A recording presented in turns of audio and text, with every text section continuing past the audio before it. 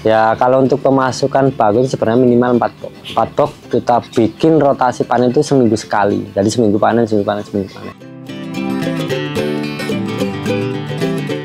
Bagi yang belum tahu itu dia nganggapnya itu sepele, makanya tak bilang tadi kan Mas. Sebenarnya peluang tuh di kanan kiri kita banyak. Cuman kadang kembali ke kitanya mau baca enggak, mau belajar enggak. Alhamdulillah sejauh ini kita udah jalan sekitar, untuk saat ini udah ada 23 mitra saya.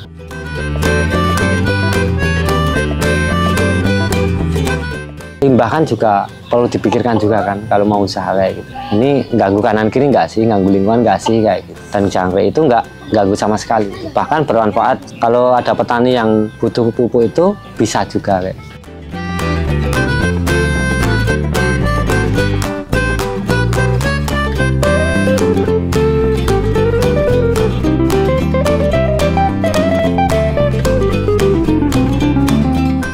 Sebelumnya Assalamualaikum warahmatullahi wabarakatuh. Perkenalkan nama saya Nursim Azhari, asal dari Tegarjo, Karangpagal, Klaten. Saya usaha di bidang budidaya jangkrik. Saya budidaya jangkrik kalau benar-benar mulainya itu dari 2013, tapi benar-benar aktifnya itu di 2023. Jadi jalan hampir 2 tahun lebih. Ya sebelumnya saya kerja di merantau Mas, jauh di Jepang, terus mau ke sana lagi nih nggak boleh sama istri. Akhirnya kan nggak mau harus berpikir gimana caranya tetap hidup di sini, jalan di sini gitu loh. Akhirnya muter beberapa usaha, ya kliknya di jangkrik ini. Kalau di Jepang sendiri saya dulu kerjanya di mesin Mas, pabrik perusahaan mesin gitu loh, kayak mobil-mobil kayak gitu. Cuman setelah pulang itu kalau mikir mau buka usaha dengan gitu modalnya nggak dikit kan kayak gitu Mas. Akhirnya yang saya rasa kok ya di peternakan ini. Istilahnya kayak kita menyesuaikan ya, satu di kampung juga, kedua emang kita juga baca peluangnya istilahnya di pasar juga kayak gitu. Ya jadi dulu tuh ada banyak teman saya itu pemain burung Mas, pemain burung, kicau mania, terus ada yang jual pakan gitu loh. Jadi yang saya baca itu pokoknya selagi dia masih pelihara burung itu berarti butuh makan kayak gitu. Ya kayak kita manusia Mas, istilahnya kita kan butuh beras terus, kata kebutuhan pokok kayak gitu loh. Jadi saya baca peluangnya di situ. Saya pribadi menganggap jangkrik itu kayak kebutuhan pokoknya burung kayak gitu. Setiap hari orang kebutuhin buat makan kayak gitu. Pertama itu karena rotasinya cepat Mas, putarannya panennya itu cepat, cuman 1 bulan itu, 1 bulan panen, jadi 1 bulan lebar lagi, 1 bulan panen, terus pokoknya 1 bulan itu jangka panennya itu cuma 1 bulan. Kalau mungkin kayak kambing, sapi atau unggas-unggas lainnya kan lama kayak itu Mas, berbulan-bulan bahkan tahun. Dan di sisi lain juga untuk limbah kan juga perlu dipikirkan juga kan kalau mau usaha kayak gitu. Ini ganggu kanan kiri nggak sih, ganggu lingkungan nggak sih kayak gitu. Dan jangkrik itu nggak ganggu sama sekali, bahkan bermanfaat. Kalau ada petani yang butuh pupuk itu bisa juga kayak. Kalau pertama kali dari YouTube Mas, pertama kali, tapi dulu pernah 2013 itu pernah ternak tapi nggak bisa jual, akhirnya nyerah ya kan, nyerah. Terus kita merantau lagi, terus puncaknya itu kemarin tahun 2022 itu ke tempat istri ke Mojokerto. Ternyata ada saudara atau tetangga sana pemain jangkrik juga, budidaya juga. Terus nah dari situ nih Mas, niat dari dulu yang pernah saya tekuni, saya pelajari gagal, akhirnya saya lebih penasaran, pengen nyoba lagi ya gitu. Akhirnya kita belajar lagi, kita jalan, kita terapin di Klaten, dan kita jalan dengan istilahnya pelan-pelan jalan gitulah, belajar gitu. Kalau gagal itu yang namanya orang jalan gagal itu udah pasti ada Mas. Saya pernah istilahnya dari hasil buruk, nggak hasil, rugi itu ada. Cuman saya itu tipikal orangnya penasaran Mas gitu loh. Jadi kalau gagal ya pokoknya harus coba sampai bisa kayak gitu loh. Terus tak evaluasi terus, lambat laun akhirnya alhamdulillah jalan sampai detik ini.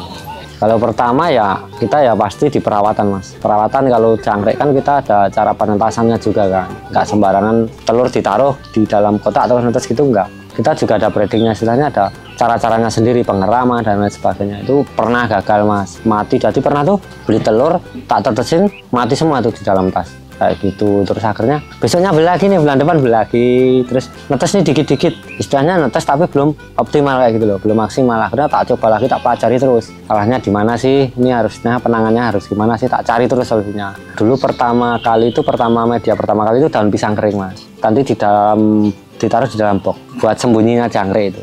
Cuman kan yang namanya kendala kan ada kendalanya, ada cuaca juga kan Mas. Kalau musim hujan itu cari susah. Akhirnya kita lari ke ekstrak telur, kardus telur yang kotak itu loh ya, buat apa kirim telur itu. Pakai itu kan.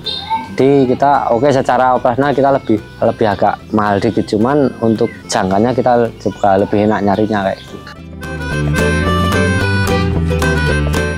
Kalau pakannya kita sendiri ada 2 jenis Mas. Jadi ada pakan usia starter, usia kecil, sama pakan usia dewasa. Kalau untuk usia kecilnya kita pakai BR ayam, pur ayam gitu. Untuk usia dewasanya kita pakai pakan kayak pakan kambing sapi itu, brand apa polar kayak gitu. Kalau untuk usia starter itu biasanya usia baru menetas itu sampai usia ya kurang lebih 20 harian. Nah, nanti kalau udah 20 hari up kita pindah ke pakan alternatif yang buat khusus pembesaran kayak gitu.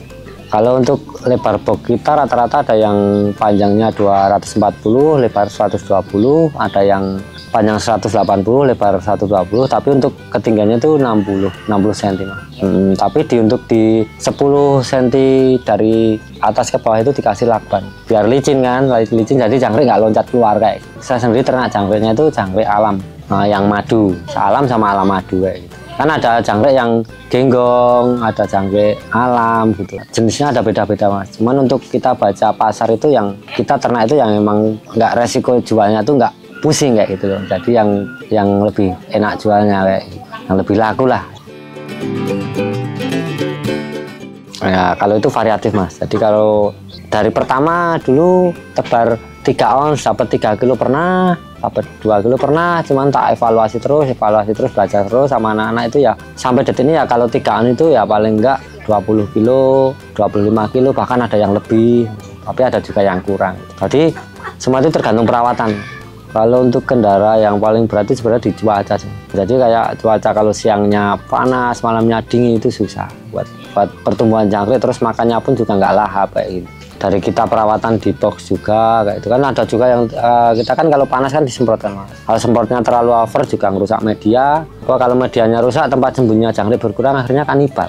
Ya kalau untuk pemasukan bagus sebenarnya minimal 4 box kita bikin rotasi panen itu seminggu sekali. Jadi seminggu panen. Kalau untuk modal utama itu ya kalau box itu kita anggar saja satu box itu 200 sampai 250 itu box. Ya anggaplah 1 juta untuk box. Nah untuk sama pakan sama telur sama lain-lain mungkin 2 juta awal itu cukup buat start awal. Cuman kalau untuk petani kita emang untuk menghitung hasil itu pertama itu ya kita hitungnya di telur sama pakannya Mas, buat menghitung hasilnya gitu. Kalau box itu kita bikin aset dulu kayak itu. Jadi mulihnya kalau panen 1 kali panen 2 kali panen kita simpen dikit-dikit, jadi ngumpulin kayak nabung dulu nih Mas, jangka panjangnya gitu loh. Kalau telur untuk saat ini kita beli Mas, kita beli pun dari supplier yang kita dulu beli di toko ABC kayak gitu. Tapi kita cari kualitas yang paling daya tetasnya paling bagus, kualitas jangkriknya paling bagus, daya tetasnya paling bagus. Sebenarnya bikin telur bisa, cuman yang jelas butuh waktu, butuh operasional lagi gitu. Yang jelas lebih ribet lagi ya gitu loh. Jangkrik itu banyak Mas, ada yang buat makan ikan, ada yang buat makan burung. Yang saya temui sejauh ini sih buat makan burung, orang lomba-lomba burung, buat di toko pakan burung kayak gitu, dijualnya ke situ, marketnya larinya ke situ. Saya pernah menjual sehari nggak laku, terus tak bawa pulang mati 12 kilo pernah, tak jual sehari laku sekilo sisanya mati pernah Mas. Ya namanya orang usaha itu emang beratnya emang di awal gitu loh, di merintisnya itu emang berat. Cuman semua itu kembali ke kita. Kalau kita itu emang bener-bener niat dan bener-bener istilahnya mau, pasti ketemu jalannya. Asal kita mau usaha, cari solusi dan baca peluangnya gitu aja. Untuk yang dia mau ikut dan mau niat coba itu alhamdulillahnya ada Mas, ada pemasukan, adalah istilahnya income dia itu ada kayak gitu. Tapi untuk bagi yang belum tahu itu dia nganggapnya itu sepele, makanya tak bilang tadi kan Mas, sebenarnya peluang tuh di kanan kiri kita banyak, cuman kadang kembali ke kitanya mau baca enggak, mau belajar enggak. Alhamdulillahnya sejauh ini kita udah jalan sekitar, untuk saat ini udah ada 23 mitra saya yang ikut ternak. Jadi nanti telur beli di saya, jualnya juga yang ngambil saya. Dulu sendiri, tapi alhamdulillah sekarang udah ngajak teman-teman cari rezeki bareng-bareng kayak gitu.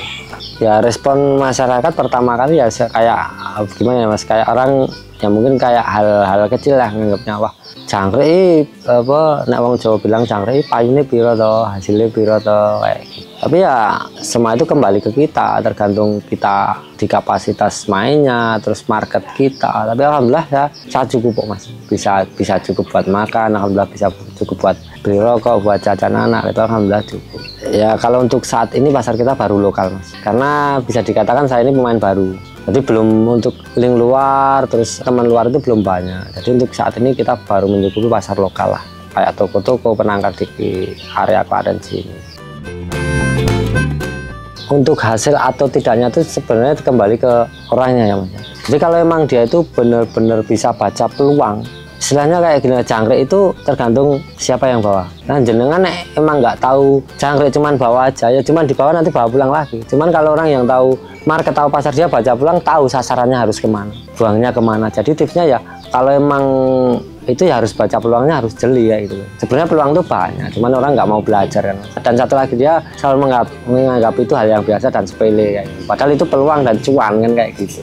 Kalau untuk pasar menurut saya itu market kunci utama Mas. Jadi skala buang itu nomor satu. Untuk skala produksi kan kita bisa mengikuti skala buang kita.